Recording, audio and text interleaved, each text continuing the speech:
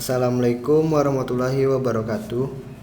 Di sini saya Ilham Alfarisi akan menjelaskan tentang pendidikan gizi pada penyakit gastritis untuk memenuhi ujian praktik gizi dan diet. Pengertian gastritis. Gastritis merupakan peradangan yang mengenai mukosa lambung. Peradangan ini dapat mengakibatkan pembekakan mukosa lambung sampai terlepasnya epitel mukosa superficial yang menjadi penyebab terpenting dalam gangguan saluran pencernaan. Pelepasan epitel akan merangsang timbulnya proses inflamasi pada lambung. Faktor penyebab gastritis. Yang pertama ada obat kimia seperti aspirin, steroid. Yang kedua ada alkohol. Alkohol dapat menyebabkan kerusakan mukosa gaster. Kemudian ada radiasi, makanan yang bisa memicu asam lambung meningkat, dan pola makan yang salah.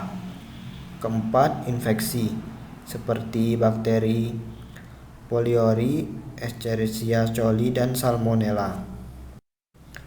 Tipe-tipe gastritis. Yang pertama ada gastritis akut.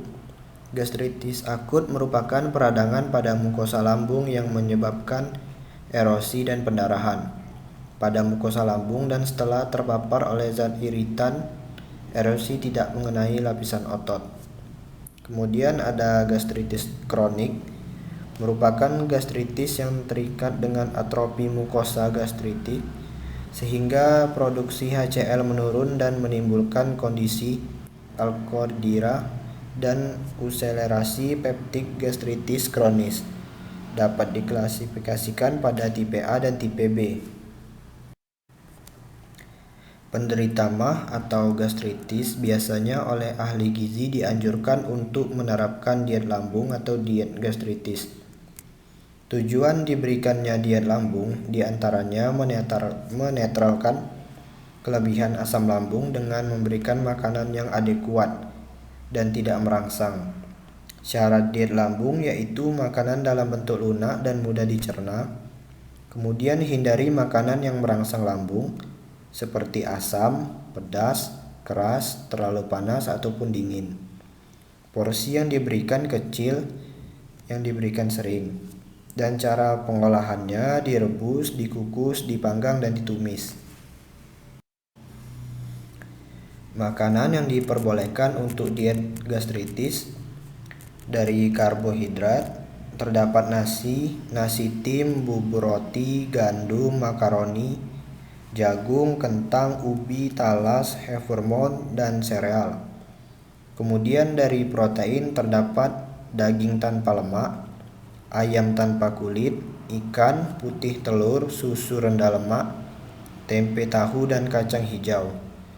Kemudian dari sayur-sayuran terdapat bayam, buncis, labu kuning, labu siam, wortel, kacang panjang, dan tomat.